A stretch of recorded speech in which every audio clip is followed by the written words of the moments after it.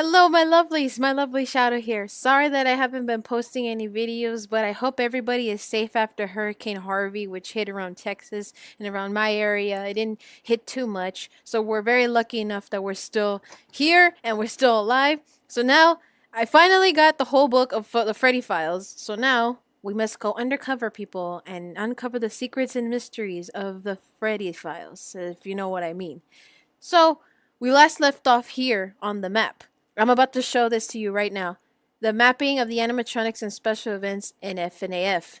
So, it cut off only about halfway, so this is technically the whole map right here. By the way, guys, I am packing up for San Japan at the moment, which I will be attending on Saturday and Sunday. And if you want to keep up to date with me and going to San Japan, all the links will be posted here on the side, right, or down below right here, as you can see them right now. There you go. And all the links will be in the description below too. But anyways, let's see. This is the entire map of the Five Nights at Freddy's. And here I just noticed that Golden Freddy is in gray. So we are here. Of course, this is the main office area. And you get Golden Freddy appears here. So we have 2A, 2B, 4A, 4B. Dining area. Chica and Bonnie appear here. Freddy can be seen in shadow. Backstage, terrifying disembodied animatronic heads. Most important, camera in FNAF. Keep an eye on Foxy. That's what Phone Guy would say. Supply closet. Only Bonnie appears here. The West Hall corner, 2B, directly outside office door. Show stage in 1A. Freddy, Bonnie, and Chica start from here. And you can see the little outline of the map on the ways that they go, which is pretty useful now. Restrooms 7. Freddy and Chica pass through here. They go to the restrooms because they need to go take a shit. Kitchen 6. No visuals, but there is sound. Yeah. East Hall corner. Super important for lore.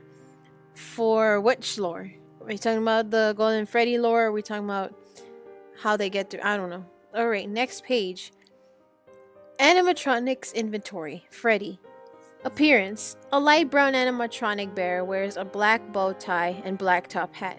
Carries a microphone in his right hand that we're sure he'd find a creative way to kill you with. Enhancing his face shows a handprint across his right eye.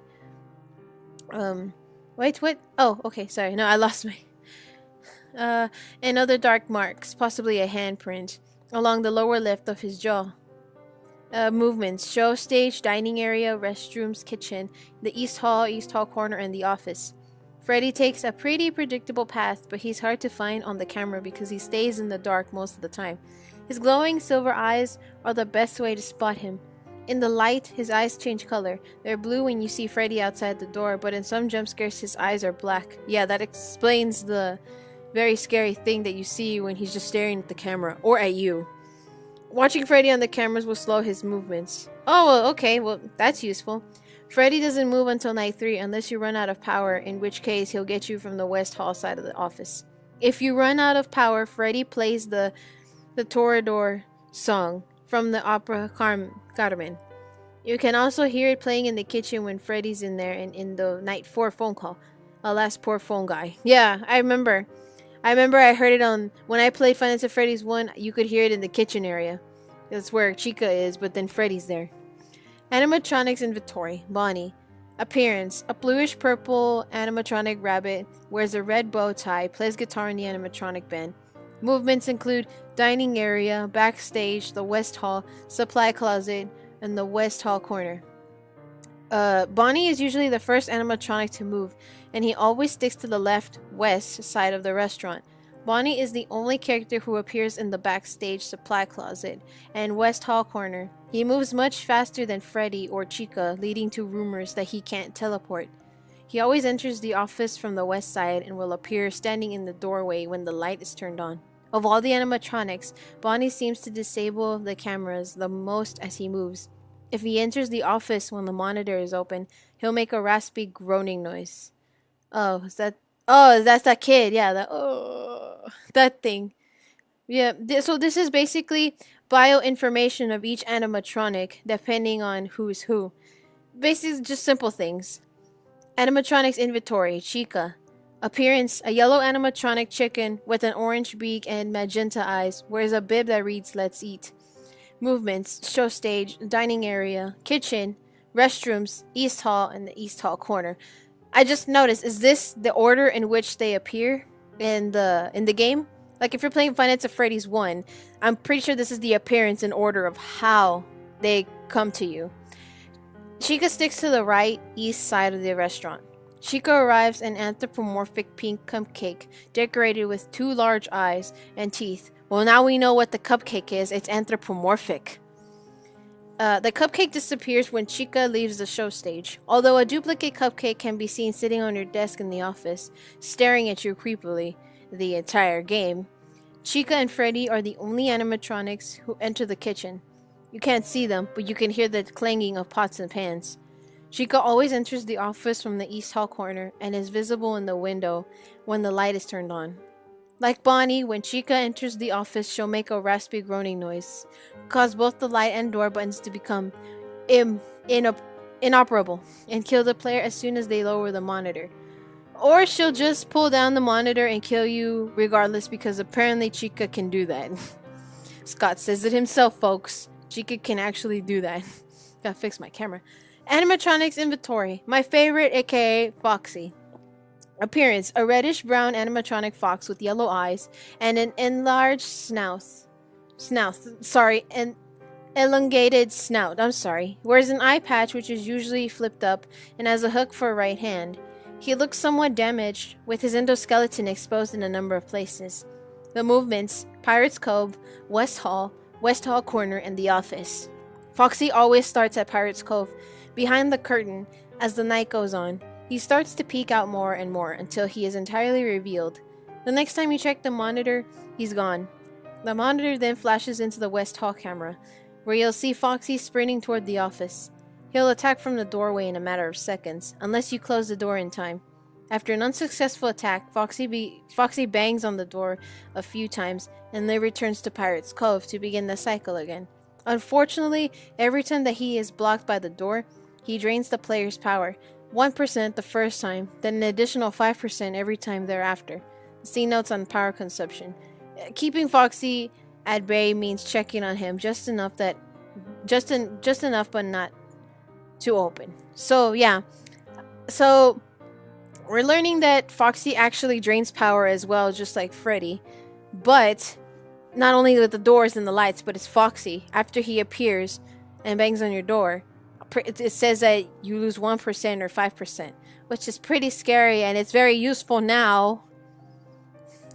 Codes, glitches, and secrets. Oh, I'm pretty sure a lot of people have done this. I've seen YouTubers do it, or they caught it by accident. Hold down C, D, and up, and plus to skip a night. Yeah, I've seen that. Click on the poster in the office to honk Freddy's nose. Everybody knows that. Try changing your computer's date to Halloween, October 31st, and booting up the game. Oh, now that's interesting. I should probably do that. Or if you guys have done that, please send me a link and I'll try to check it out. There's something back here that says, so just be aware the change... that's what Phone Guy says. The characters seem to wander a bit. Oh, that kind of free roaming mode. Something about their service. Yeah, that's what Phone Guy says. Going on a bear hunt.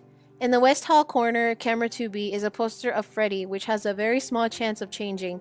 The poster becomes a close-up of Freddy's face, but his fur is golden, and there aren't any eyes in the mask. Once the poster changes, drop the monitor, and an empty animatronic suit, Golden Freddy, will appear in the office, alongside flashes of "It's me," and it's circled. Seeing him will cause the game to crash, but you can avoid this by bringing up the monitor again quickly.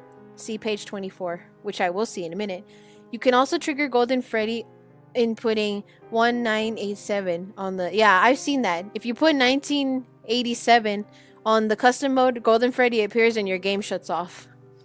Basically, you will die. You won't see the empty scene of the empty animatronic suit in the office, though. Rare screens. Yeah, I've seen these on Google, and people were talking about this, and MatPat from Game Theory. After you've plowed through all 5 nights at Freddy's, beaten the 6th night, and tried your hand at the custom night, don't miss these rare screens. Some of these play a huge role in popular fan theories. Show Stage 1A.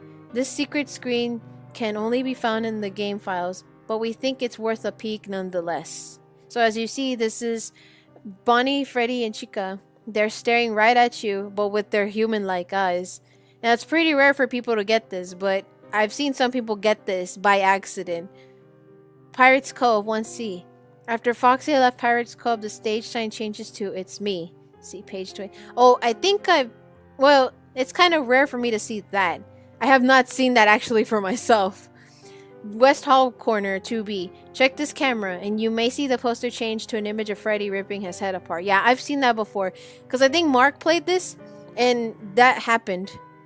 The East Hall 4A. Posters are replaced with images of crying children. Now that, I thought that was fake, honestly. So, according to Freddy Files and Scott Cawthon, this is real, I'm assuming. East Hall 4A. Posters are replaced with It's Me written on the walls. See page 20. We'll see page 24. East Hall Corner 4B. Poster changes to 4 different newspaper clippings. See page 22. And the backstage, all parts in backstage turn towards the camera, including the terrifying endoskeleton. Now that I have not seen in any gameplay at all. If anybody has captured this, please send me a link so I can check it out. And then maybe I'll look at it and, you know, overview it. Lore and theories. Oh, this is going to be interesting. Is that purple guy? And Springtrap, of course. And then the balloons say you can't. Yes, I can. Look, I'm reading right now. I'm just kidding. Fan theories. The Bite of 87. Phone Guy mentioned the Bite of 87, in which someone was attacked by an animatronic and lost his or her frontal lobe. This event is why the animatronic's movements are restricted during the day. A lot of theories have popped up around which character was responsible. Foxy. The most obvious answer. After all, there is an out of order sign on Pirates Cove, plus Foxy seemed to have the sharpest teeth. And some have insisted that his jaw appears to be dislocated. Well, you never know. It could have been Freddy, it could have been Chica, or it could have been Bonnie. But yeah, I still think it's Foxy. Well, at the time that when Five Nights at Freddy's 1 became this huge lore thing. Golden Freddy. A less likely contender is Golden Freddy. He has the same handprint marks on his face as regular Freddy. Similar to Foxy, he appears to be out of order, just a mascot suit without its endoskeleton. And when you input 1987 as the levels of the animatronics on the custom night, who should appear but Golden Freddy? Seems suspicious. Freddy. The rules for safety. Oh, they have the handprints right there. You think it's a kid trying to get out of that animatronic suit? That's what I'm thinking. Freddy. The rules of safety in the E Hall corner say don't touch Freddy, but they don't mention other animatronics. Freddy also appears to have handprints on his face. Was someone fighting him off? That's what I just said. Theorists have pointed out that the handprints match the placement of Freddy's hand on the poster of him ripping apart his head. However, while the position of his head does match with the handprints, Freddy only has 4 fingers and the handprint has 5. The rules for safety is don't run, don't yell, don't scream, don't poop on floor, stay close to mom, don't touch Freddy, don't hit, and leave before dark. Because before dark, that's when things get real. They get real really quick. So, okay, so the next page has some interesting newspapers, or like clippings of newspapers. Fan theories, the missing children. If you really want to dig into the story of the game, keep an eye on the East Hall corner, where the rules for safety will change to a series of newspaper clippings that reveal the horrific secret lurking at the heart of the game. Kids vanish at local pizzeria, bodies not found. 5 children now reported missing, suspect convicted. Local pizzeria threatened with shutdown over sanitation. The local pizzeria is set to close by year's end. So, since the game came out in 2014, I think, then by the end of 2014, they would have shut it down. Missing children. No, actually, no. What am I saying? Talking about the game. In the game, it's like 19 something. It's set in the 80s and stuff. So it would have ended sometime at the end of the 80s. I don't know what I'm saying. Missing children. Kids vanish at local pizzeria. Bodies. The 2 local children were reportedly lured into a back room during the late hours of operation at Freddy Fazbear's Pizza on the night of June 26. While video surveillance identified the man responsible and led to his capture the following morning, the children themselves were never found and are presumed dead. Police think that the suspect dressed as a company mascot to earn the children's trust. I'm pretty sure we're talking about Phone Guy right here with Golden Freddy. Local pizzeria threatened with shutdown over sanitation. Local pizzeria Freddy Fazbear's Pizza has been threatened again with shutdown by the health department over reports of foul odor coming from the much-loved animal mascots. Police were contacted.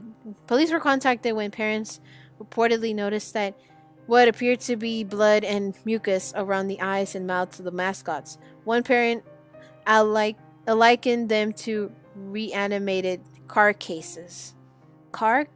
Carcasses. My bad. I'm having trouble reading this. Local pizzeria is set to close by year's end. After a long struggle to stay in business, after the tragedy that took place there many years ago, Freddy Fazbear's Pizza has announced that it will close by year's end. Despite a year-long search for a buyer, company seems unwilling to be associated with the company. These characters will live on. In the hearts of kids, these characters will live on. The CEO.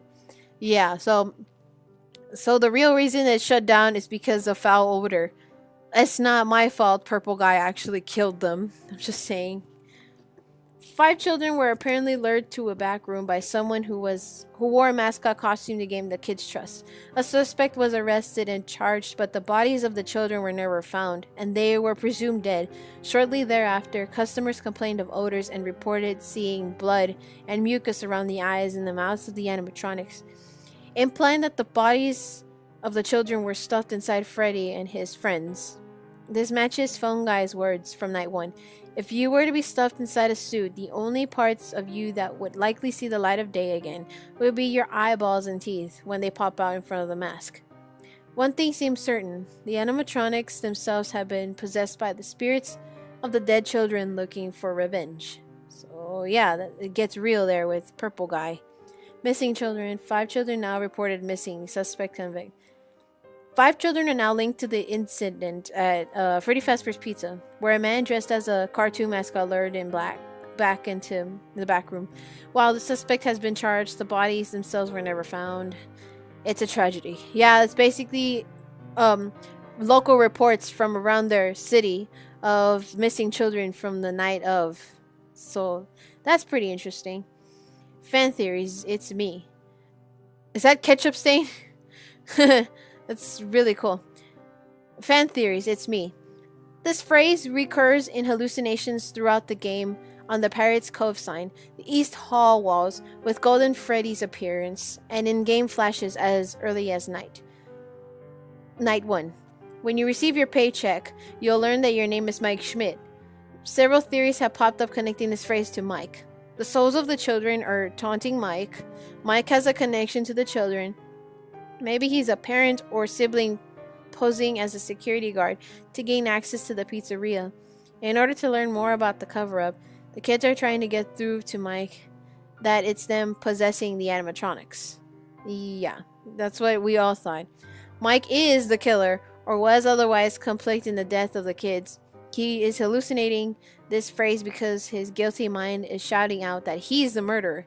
Maybe a little far-fetched, but it would answer why the animatronics are so desperate to kill Mike.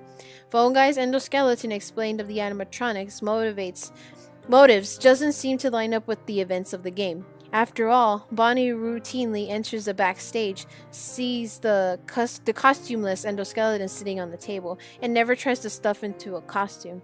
Oh, well, here's the It's Me pictures. That's pretty interesting. And pretty scary at the same time. Oh gosh, so this is actually getting really good. We're actually getting deeper and deeper into more secrets, people. FAZBEAR'S Twisted Pizza Recipe. Oh, this is an actual recipe? Ingredients: 2 1-pound loaves of frozen bread, rolled dough, pizza sauce, shredded mozzarella cheese, mini pepperonis, Parmesan cheese, Italian seasoning, and flour. Oh, this is cool. They actually give you the recipe for their pizza for Freddy Fazbear's. Flour the bread dough and roll it onto flour-covered boards. Shape into half-inch thick rectangle. Spread the pizza sauce lightly on one rectangle. Then sprinkle with the mozzarella cheese and pepperonis. Place the second dough rectangle on top of the first one and press it together before slicing in 1-inch wide strips. Twist these strips and sprinkle with Parmesan cheese and Italian seasoning. if desired, before placing them onto a baking sheet.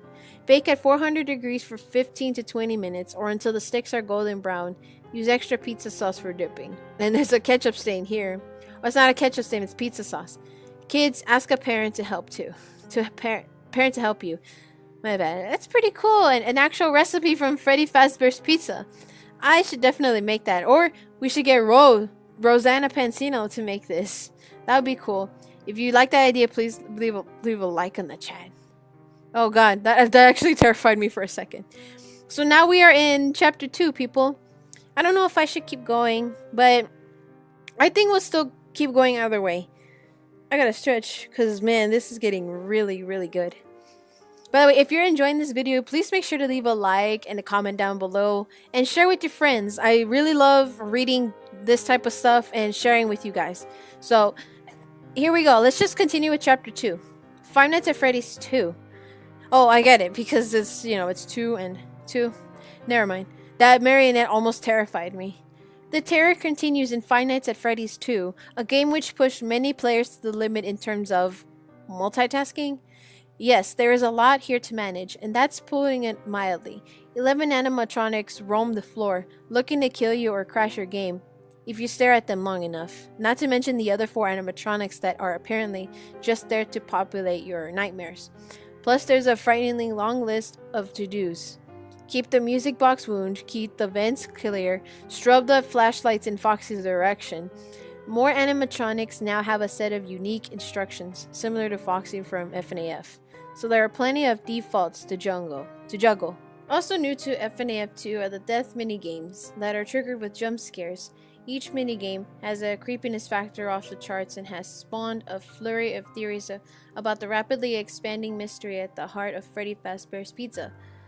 The game is also chock full of new revelations from Phone Guy, like the 2 additional Freddy locations, one of which he calls Fredbear's Family Diner, the seeming origins of the franchise, but we're getting ahead of ourselves, so let's start with Night 1, the Freddy Scoop. Oh, we meet again, Phone Guy. Sounds like Phone Guy is still alive, so this game likely takes place before the events of the last one. That or Phone Guy is immortal. Once again, you've worked as a security guard on the midnight to 6 a.m. shift for Freddy Fazbear's Pizza, but the layout of the place is completely different, and there are no doors. Because why would a security office need doors? And it says here, oh, hello. Oh, hello and welcome to your new summer job at the new and improved Freddy Fazbear's Pizza. I'm here to talk to you through some of the things you can expect to see during your first week here and help you get started down this new and exciting career path. And now I want you to forget anything you may have heard about the old location. You know, some people still have a somewhat negative impression of the company. That old question was kind of left to rot for quite a while, but I want to reassure you, Fazbear Entertainment is committed to safety. Lies! New animatronics. Here's what Phone Guy reveals. Something very bad happens at the old location, so Fazbear Entertainment spent a lot of money on their new animatronics, including facial recognition systems that interface with criminal databases. The animatronics were programmed with the proper night mode, so they wander around looking for people as a temporary solution.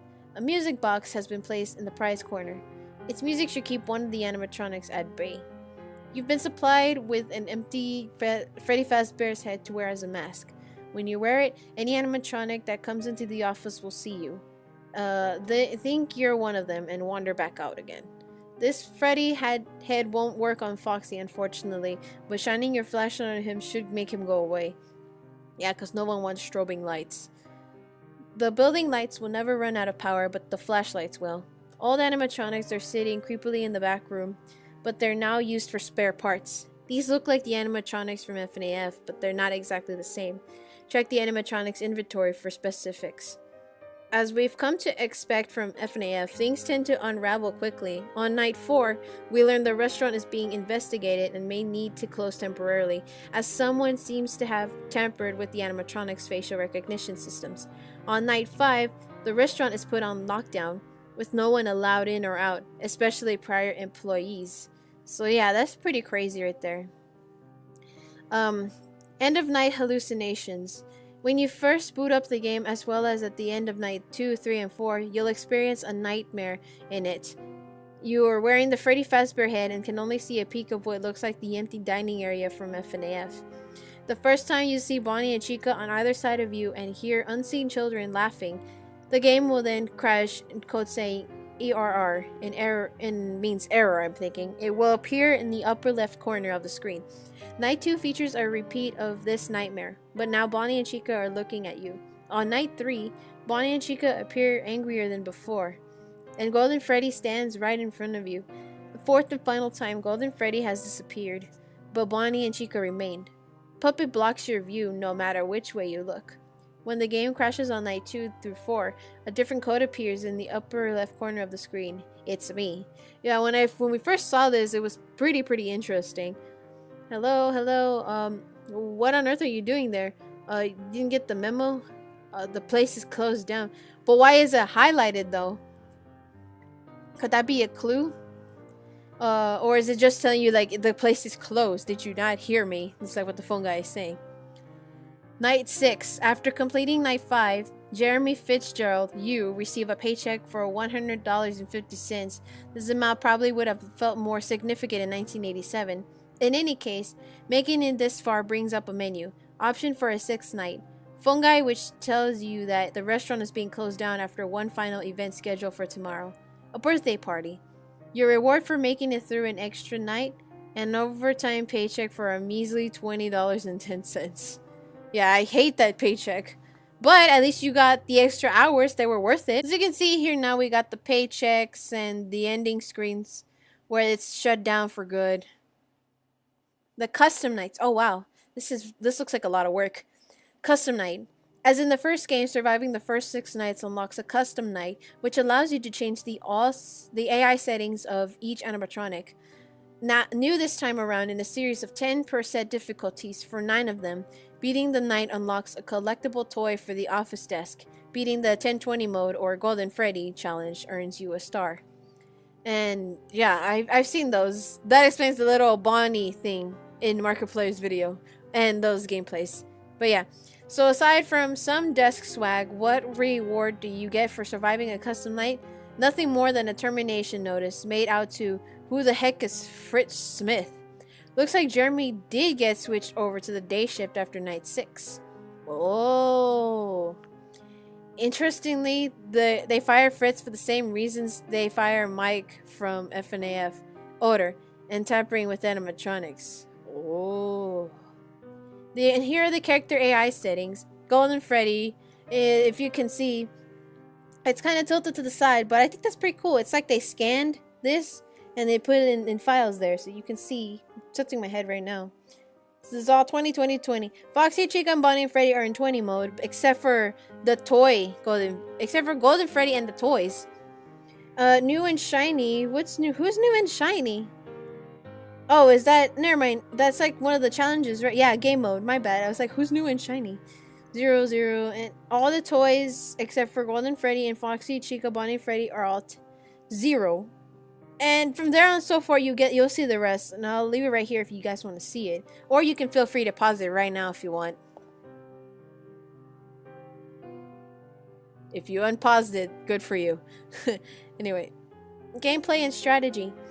Animatronics inventory, Balloon Boy. So now we are going to get to know more about each animatronic in Five Nights at Freddy's 2. Appearance, at least a human animatronic that wants to kill you. Balloon Boy wears a red and blue striped shirt and a propeller beanie. He carries a balloon as well as a sign that reads, "What else? Balloons." Movements, game area, the left vent in the office. Once he starts moving, you won't see him anywhere else, but you'll hear him. He calls out hello and hi, and sometimes giggles. The fourth time that you hear him calling out, expect to catch sight of Balloon Boy in the left vent. Don the Freddy head immediately to get rid of him. Although Balloon Boy doesn't kill you, you might as well.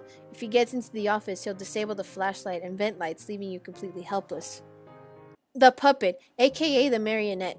Appearance. The Puppet is a lanky black creature with white stripes on his arms and legs and a white face with painted cheeks and lips. Movements include the Puppet is inside the large gift box in the prize corner. If the music runs out and you jump to the prize corner fast enough, you can still wind the music box so as long as he still appears in the camera shot. If he's gone, you're toast. Basically, if you slip, that's it. Movements. When the music runs out and the puppet leaves the prize corner, you can catch a quick glimpse of him in the main hall before he kills you. Unfortunately, there is no way to stop the puppet's attack, so keep the music box playing. Freddy's fun fact. The music box song My Grandfather's Clock was written in 1876 by Henry Clay Work. What is it?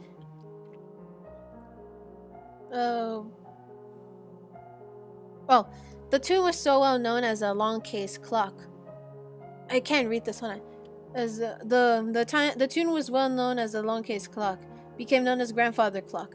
The song is about a clock that worked for 90 years, responding to a man's joys and sorrows until it rang in the alarms of his deathbed and stopped working entirely when he died. Oh, that's really interesting.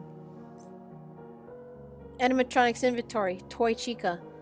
Appearance. This Chica is made of glossy plastic. Her bib reads Let's Party.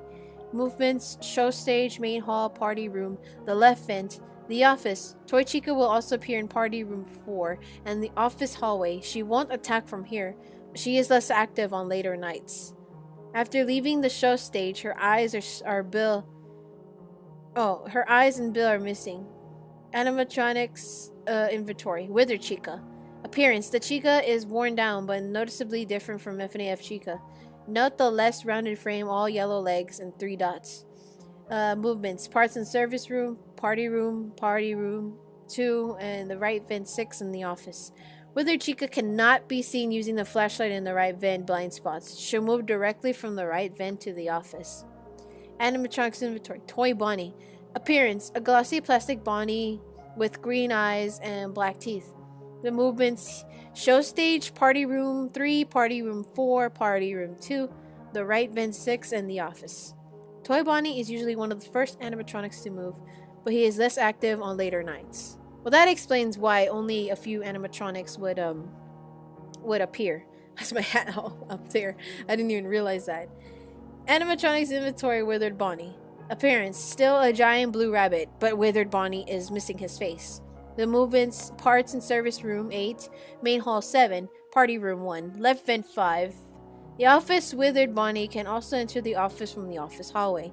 Withered Bonnie cannot be seen by turning on the light in the left vent blind spot. Very active starting night 3. Yeah, I didn't even know he was active on night 3. I thought he started moving on until like 4 or 5. Animatronic inventory. Toy Freddy. Appearance. Glossy plastic version of Freddy. Has 2 buttons on his belly. Well, that's not really his belly. It's more like a chest. I'm pretty sure that would be his belly, like right there. Unless it is his belly, my mistake. Toy Freddy isn't very active and is even less active on later nights. But if he does make it to the office, wearing the Freddy head will keep him from entering. I forgot to read the movements. The show stage, game area, office hallway, and the office. Now we have Withered Freddy. Slightly different from FNAF Freddy, now has 2 buttons on his belly. Movements include parts and service room 8, main hall, party room, office hallway, and the office. Starts moving on night 2, more active on night 3. Great, just like the first game. In Mangle. Appearance proof that toddlers can destroy almost anything, with white and pink features and a visible endoskeleton. Mangle doesn't look like Foxy at all. Movement. Kids Cove, prize corner, game area, main hall, party rooms, right vent, the office. Mangle can appear in the office hallway, but it won't enter from here. When Mangle is in the right vent, dome the Freddy head. You'll hear static as it approaches. If it gets in the office, it'll stay until your ending game. Mangle is extremely active. It leaves Kids Cove right at midnight on night 2. That's crazy. Withered Foxy. Sorry, I got scared. This Foxy is more tattered than in FNAF. He has one animatronic ear completely exposed and several tears showing his endoskeleton. Parts and service rooms, office hallway, in the office. Scare Foxy off with the flashlight. The Freddy head has no effect on him. Well, of course, because you gotta keep flashing the lights on him. Oh, check it out! And here is the map of, the entire map of the parts and services and They even have the toy animatronics and the withered animatronics.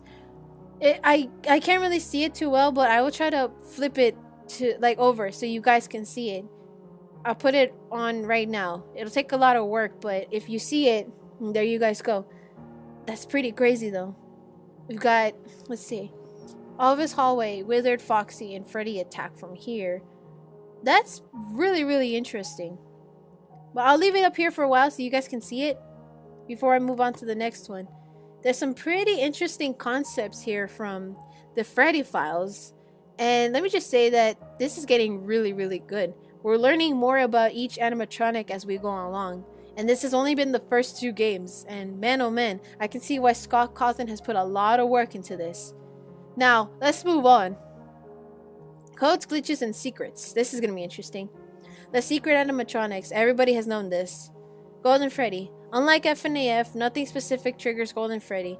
He is active on night 6, and in the custom night, randomly appearing in the office hallway as a ghostly head, or in the office itself as a crumpled animatronic suit. Quickly equip the Freddy mask to prevent Golden Freddy's attack. Almost everything about this game is different, but one thing stayed the same. Click on the poster in the office to honk Freddy's nose. Yep, that's very iconic. RWQFSFASXC and Shadow Freddy. A shadow version of Freddy occasionally appears in the parts and service room. An animatronic known as RWQFSFASXC or Shadow Bonnie can occasionally be seen standing on the left side of the office. Looking at RWQFSFASXC for too long will cause your game to crash. I did not know Shadow Bonnie had a name like that. I guess that's why people were just saying Shadow Bonnie. The Endoskeleton. A bare endoskeleton can be seen in the prize corner in left vent, though it never attacks the player. There are some interesting fan theories about which animatronic this endoskeleton belongs to. That's pretty crazy. I think it looks like Foxy, considering the ears. Maybe it might be, it might not be. Balloon Girl? An animatronic like Balloon Boy, but with pink eyes, is sometimes staring at you from under the desk. This animatronic never appears elsewhere in the game and cannot kill you. Oh, that's interesting. I didn't know there was a Balloon Girl, but I don't think it's a Balloon Girl. I think it's just Balloon Boy with eye-changing color. Next page. Ooh, I like the old school keyboard. I used to own that keyboard way back in the day. FNAF 2 Retro Arcade. The death minigame, Save Them. Dying in FNAF 2 might trigger one of the several minigames rendered in 8-bit graphics. These are perhaps the most talked about element of the game because they're so different from anything we've seen before. The first minigame is known as Save Them, the phrase spelled by the letters you will hear being called out. Using the keyboard of the movement WASD, you as Freddy follow the puppet through a map of the restaurant until reaching the prize corner. You'll pass slumped over children and pools of blood along the way. On rare occasions, Purple Guy will end the minigame early. If Purple Guy appears, a scrape of code will appear in the lower left corner. Following the game, crash. You can't. It's scary. Death minigame, take care of the children. This post-death minigame has Freddy taking care of 6 children, with other child visible outside the room. Walking into the kids changes their color to green. If you turn them all green at once, you lose control of Freddy. Neglecting the kids changes their color to red. Midway through the game, a car pulls up outside. The aforementioned Purple Guy exists and kills the crying child who turns gray. The letters being called out are SAVEHIM, but you can't. Oh, that explains it. You can't save the kid, I think. In fact, you move slower and slower until all the children turn red. The minigame ends with a jump scare courtesy of the puppet. It's important to note that Freddy looks slightly different in this minigame than he does in Save Them. The minigame map here is also the smallest. These discrepancies have an important bearing on some fan theories. So is the you can't kind of saying like you have to save them but you can't because of Purple Guy? Or you can't save them because you can't save them? That's pretty scary. Foxy, go, go, go. Here you'll play as Foxy. Leaving the previous room, you entered a room full of children as party poopers go off.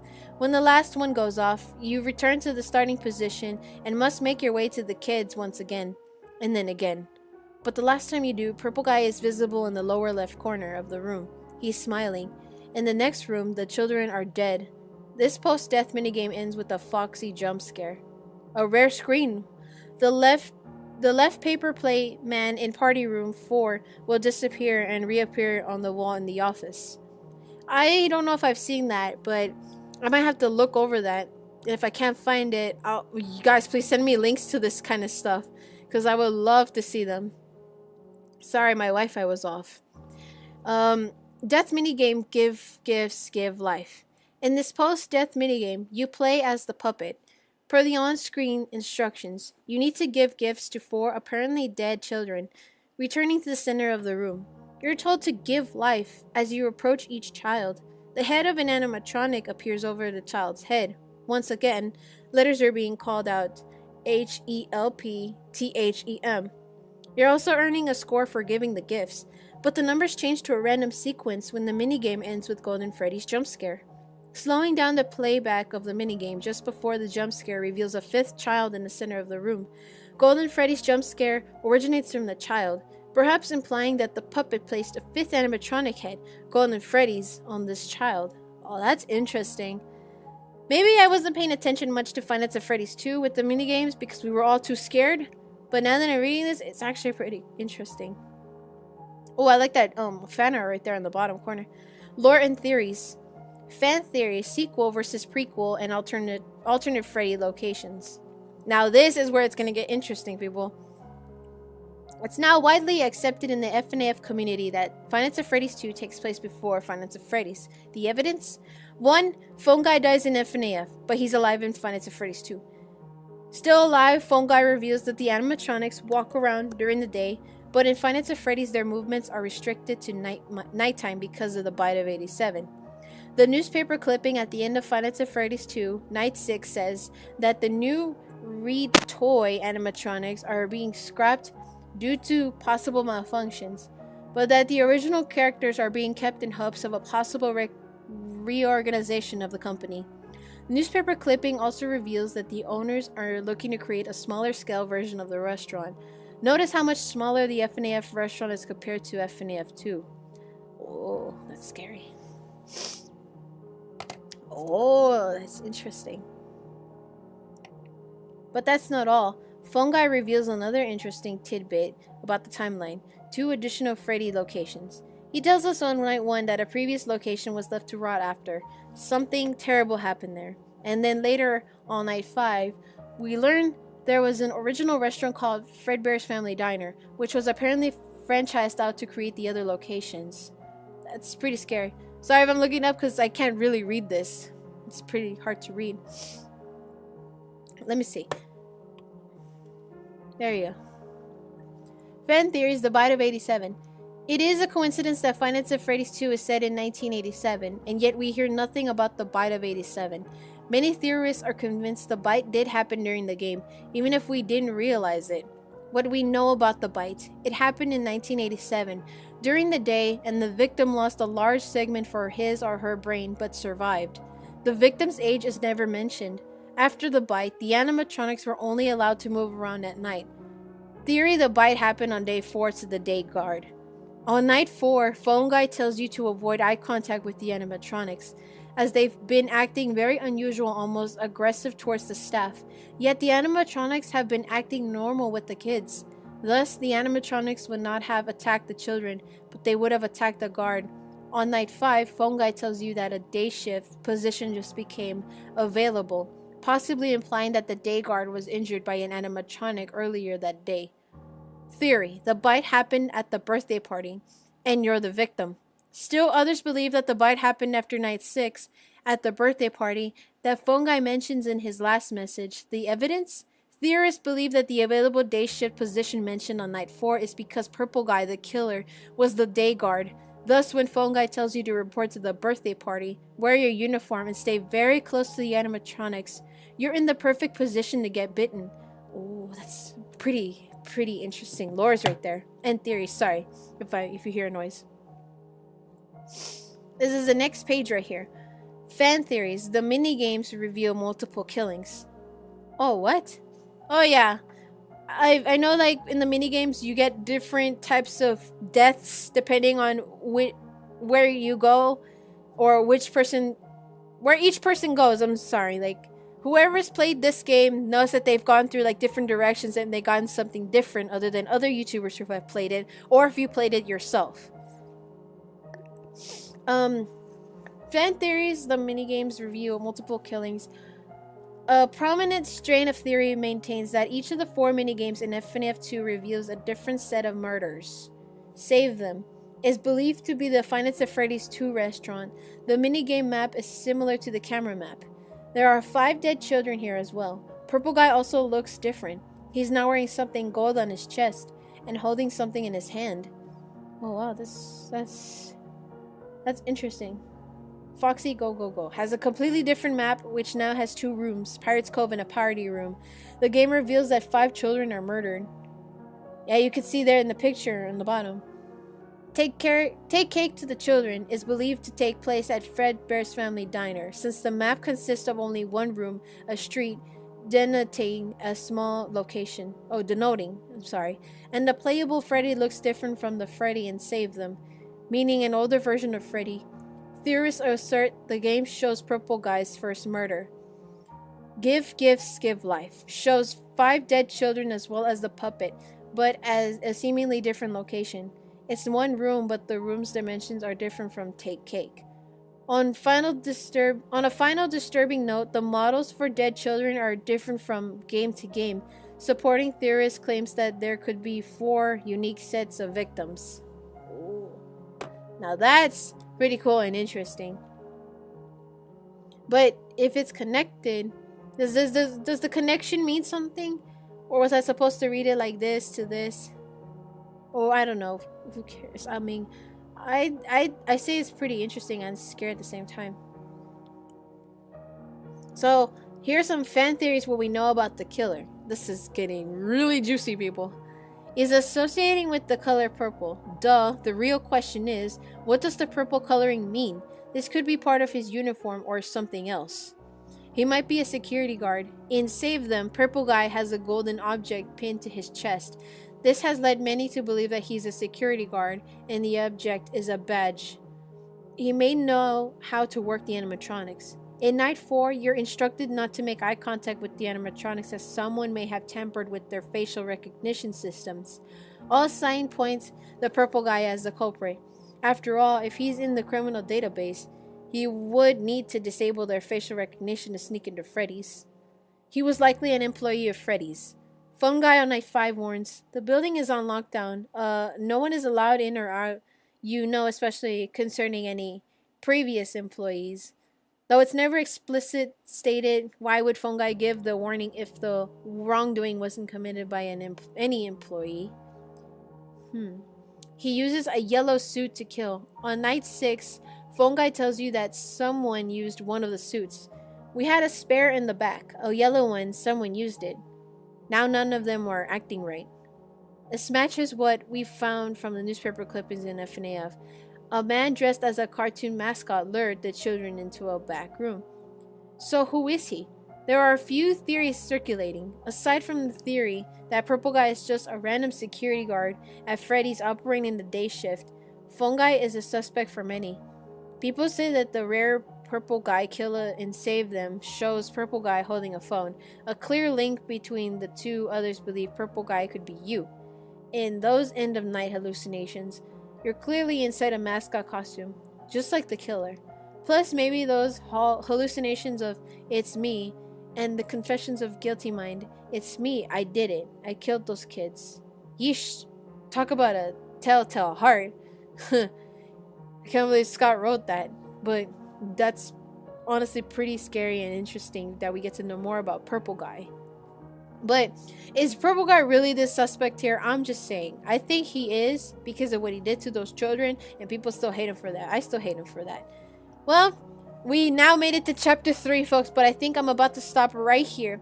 But do not worry, I will read this as soon as I upload this video, or as this video is uploaded, I will get started on editing and reading chapter 3 and chapter 4. And then I think the finale will be chapter 5 and 6, which is just a novel series. But yes, if you enjoyed this video, please leave a like and comment down below. And if you want me to read more of this, please make sure to subscribe and hit that bell icon. I will post more of this. And if you're interested, the notification pop-ups will tell you with that bell icon when I posted a new chapters. But anyways, thank you all so much for watching. What do you guys think of the Freddy Files? Do you think we are solving any murder cases here? I mean, I could be a pretty good detective. But thank you guys so much for watching. I will see all you lovelies in the next video. Peace, thank you, and good night.